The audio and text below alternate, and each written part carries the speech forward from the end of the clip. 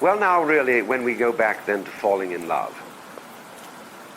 and say it's crazy, falling, you see, we don't say rising into love. There is in it the idea of the fall. And it goes back, as a matter of fact, to extremely fundamental things.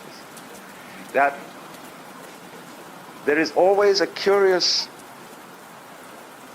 tie at some point between the fall and the creation. Taking this ghastly risk is the condition of there being life. You see, for all, the life is an act of faith and an act of gamble. The moment you take a step, you do so on an act of faith because you don't really know that the floor is not going to give under your feet. The moment you take a journey, what an act of faith. The moment you enter into any kind of human undertaking in relationship, what an act of faith. See, you've given yourself up. But this is the most powerful thing that can be done. Surrender. See, and love is an act of surrender to another person. Total abandonment. I give myself to you. Take me. Do anything you like with me. See? So, that's quite mad, because you see, it's letting things get out of control. All sensible people keep things in control. Watch it, watch it, watch it. Security, vigilance, watch it. Police, watch it. Guards, watch it. Who's going to watch the guards? So, actually, therefore, the course of wisdom, what is really sensible, is to let go, is to commit oneself, to give oneself up, and that's quite mad. So we come to the strange conclusion that in madness lies sanity.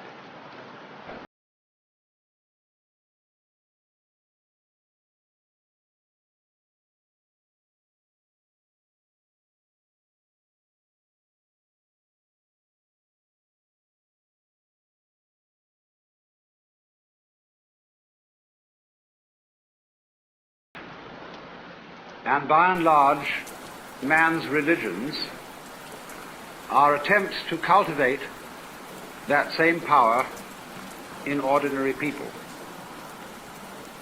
But unfortunately, they normally go about this task as one would attempt to make the tail wag the dog.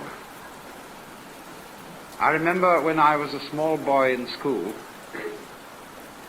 I was enormously interested in being able to do my schoolwork properly. And everybody told me that I didn't work hard enough and that I ought to work. I had an intense desire to do this, but when I asked, how do you work, everybody shut up like a clam.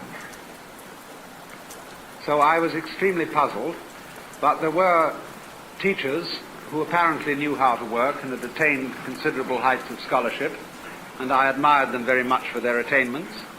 And so I thought that maybe I could learn the secret by copying their mannerisms. I would imitate the style of handwriting that they used. I would use the same kind of pen. I would affect the same mannerisms of speech and gesture, and insofar as I could get around the school uniform, even of clothing. I must assure you this, of course, was a private school in England, not a public school in America. But none of this revealed the secret, because I was, as it were, copying the outward symptoms and knew nothing of the inner fountain of being able to work. And exactly the same thing is true in the case of people who love. When we study the behavior of people who have the power of love within them, we can catalogue how they behave in various situations, and out of this catalogue formulate some rules. One of the peculiar things we notice about people who have this astonishing universal love is that they are apt, but not always so, but they are apt very often to play it rather cool on sexual love. The reason for this is, generally speaking, unknown to preachers, but it is because an erotic relationship with the external world operates, so far as they're concerned, between that world and every single nerve ending. Their whole organism, in all its aspects, physical, psychological and spiritual, is an erogenous zone. And therefore their flow of love is not specialized or canalized so exclusively in the genital system as it is with most other people. Especially in a culture such as ours, where for so many centuries that particular expression of erotic love has been so marvelously repressed as to make it seem the most desirable kind of love that there is. And so we have, as a result of 2,000 years of Christianity, sex on the brain. It isn't always the right place for it.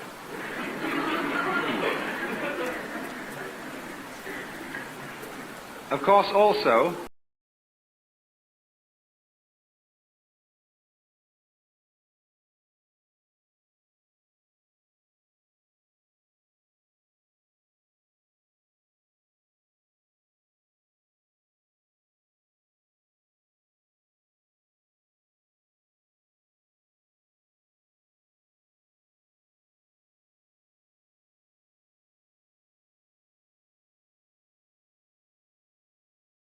so noticing this, the codifiers of loving behavior write down that you should give so much money to tax-deductible institutions and to the poor, and that you should be nice to people, that you should act towards your relatives and your friends and indeed even your enemies as if you love them, even if you don't.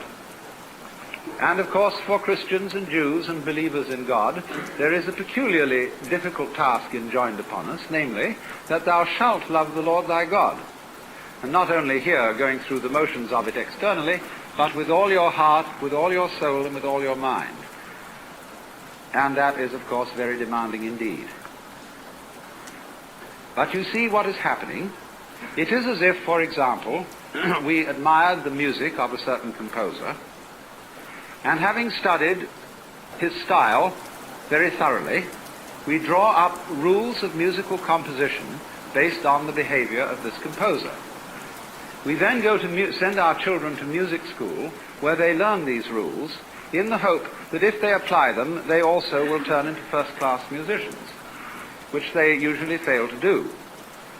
Because what might be called the technique of music, as well as the technique of morals, as well as, say, the technique of speech, of language, is very valuable because it gives you something to express if, and I repeat, if you have anything to express. But if you don't have anything to say, not even the greatest mastery of English will stand you in good stead unless you can manage to fool your listeners by talking beautiful nonsense and make it sound profound.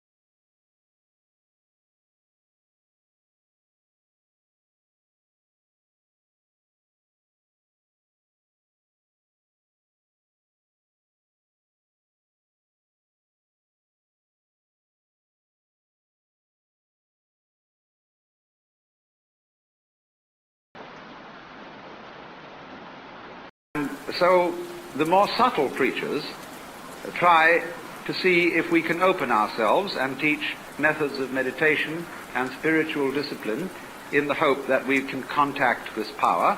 The less subtle preachers simply say, you don't have enough faith, you don't have enough guts, you don't have enough willpower.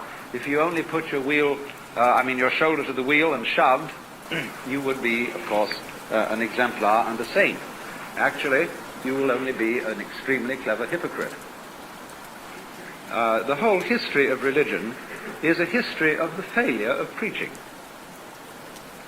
Preaching is moral violence.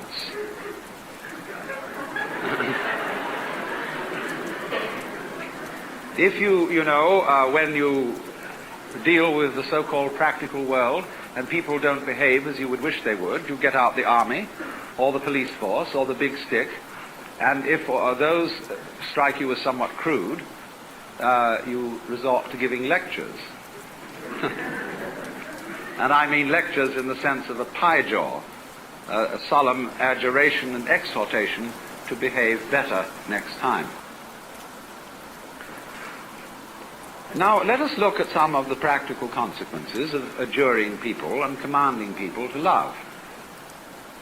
Many a parent says to the child, nice children love their mothers.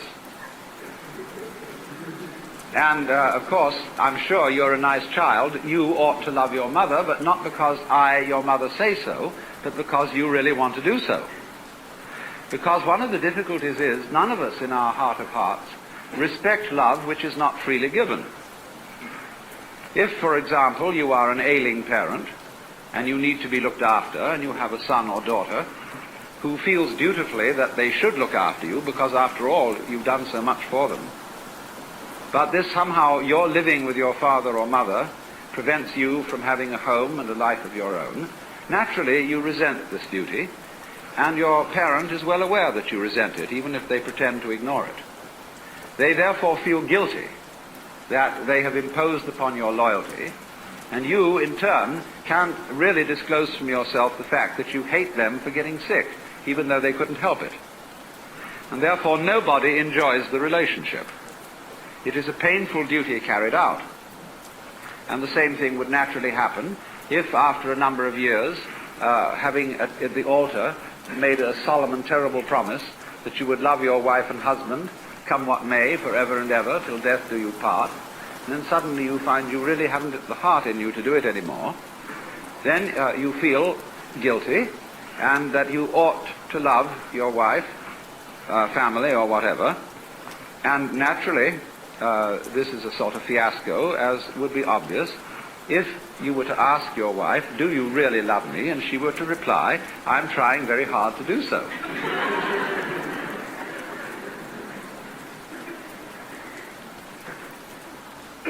You see, the difficulty of it is this. You cannot teach a selfish person to be unselfish by any means.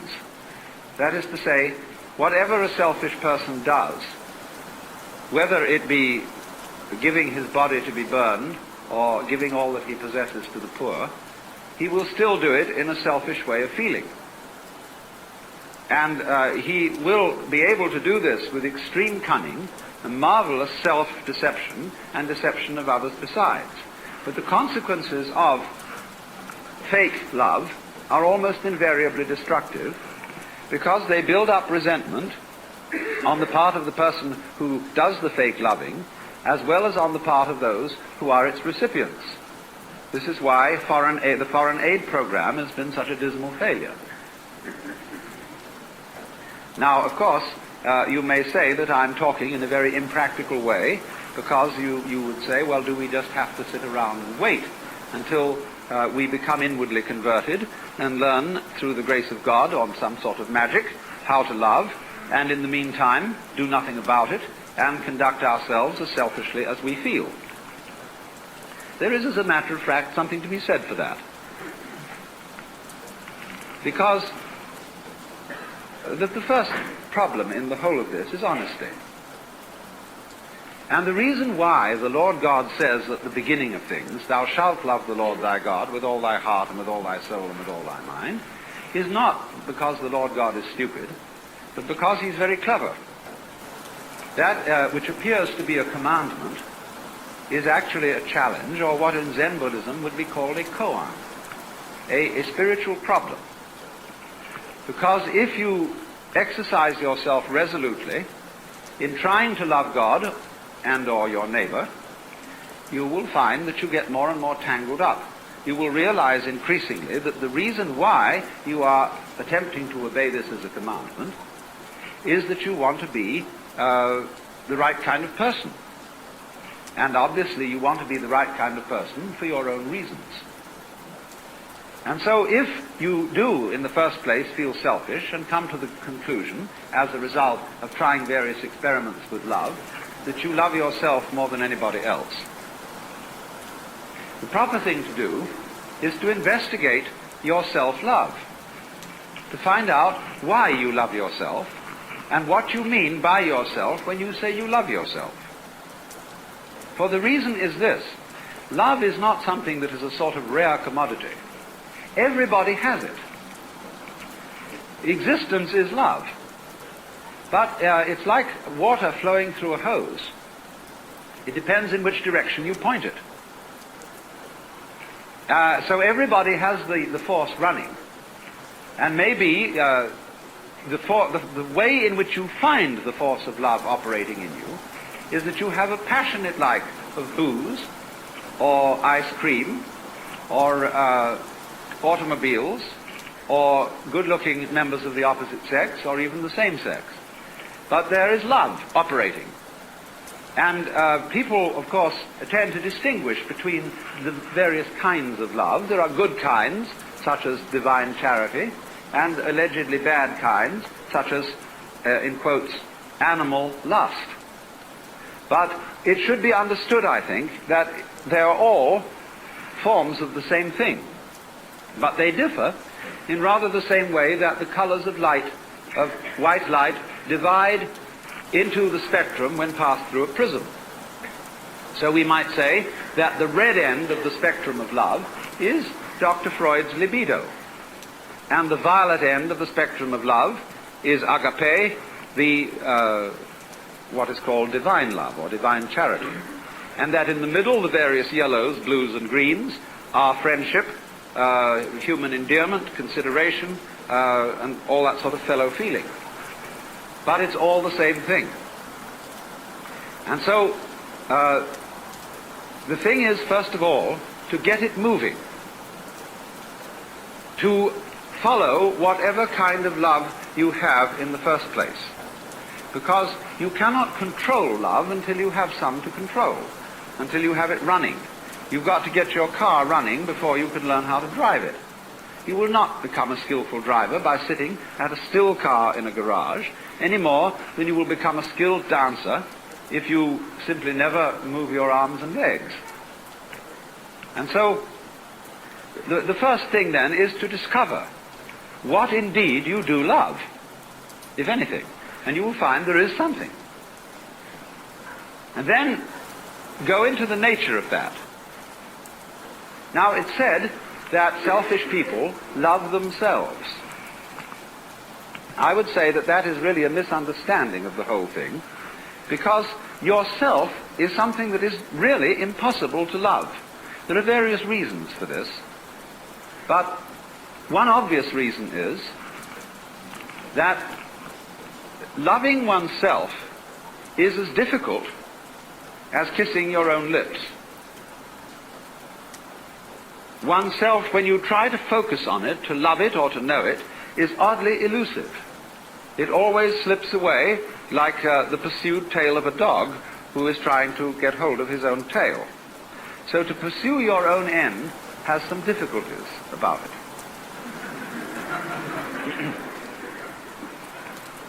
If you explore what you love when you say you love yourself, you will make the startling discovery that everything you love is something which you thought was other than yourself.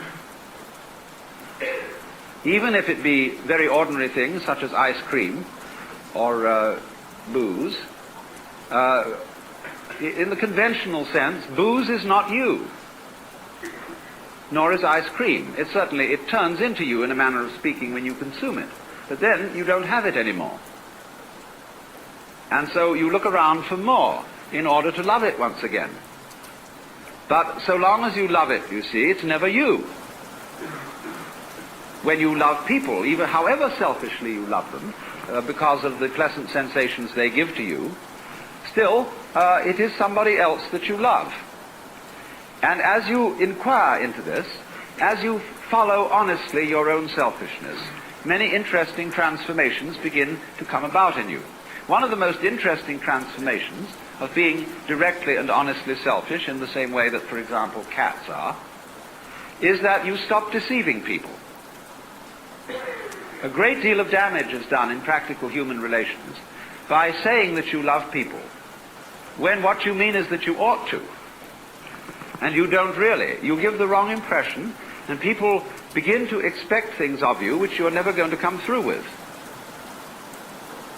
We have been taught, for example, that we ought to love our enemies. Now, we don't really understand what it means to love our enemies.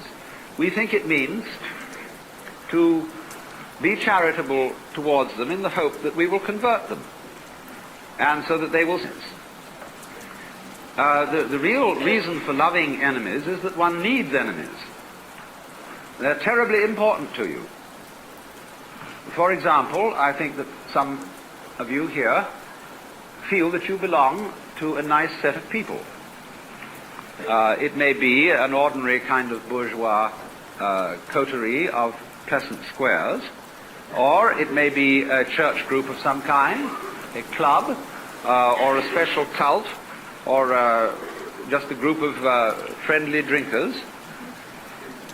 But at any rate, you feel that by virtue of membership in this society, you belong to a special in-group of nice or saved people. Now, when you consider what nice people talk about when they sit round the dinner table and have an opportunity to nurture their collective ego, you will find that the most fascinating topic of conversation is the nasty people. How awful they are, what dreadful things they do, and what is it all coming to. And this very, very satisfactory, condemnatory conversation nurtures your ego. But people who do that don't seem to realize that they thereby depend on the nasty people in order to know that they're nice. They are, as a matter of fact, highly indebted to them. On the other side of the picture, the nasty people, it may be, say, beatniks opposite the squares, or some kind of repressed group. It might be a group of Negroes, or of Jews, or of Irish Catholics, or Italian Catholics, or anybody who generally gets regarded as being not quite nice. They, on their side, consider that they really are the best people, and nurture their collective ego by blasting the bourgeoisie, the squares, the wasps, know-nothings, or whoever they may be. And so, for the collective ego of the non-squares, the squares are extremely necessary. If they were to disappear tomorrow, many of us would lose a cause. Now, the minute you begin to become aware of this, it's rather embarrassing. It's, of course, humorous, and I'm glad that you see this. Because at once you begin to realize how much you depend on an enemy, or an outsider, or a group of damned people as distinct from your own group of saved people. And so you begin to realize that if your collective ego, or yourself, depends on your being on the in, but you can only be on the in with relation to something that is out. And since the in and the out are inseparable, if there is to be any in or any out, you suddenly discover that yourself is bigger than you thought it was. It includes the other, and you can't do without it. This brings about a fundamental change in the understanding of the meaning and nature of self. And thereupon, there become a change of attitude to other people, even if you continue with some formal opposition to them and disapproval of them. When then you are honestly clear with yourself what you like and what you dislike, and then at the include things that were hitherto defined as being not yourself, your love, which is what you are, begins to express itself quite naturally and unaffectedly in a wider way. Now, to trust oneself to be capable of love, to bring up love, in other words, to function in a sociable way and in a creative way, is to take a risk. It's a gamble.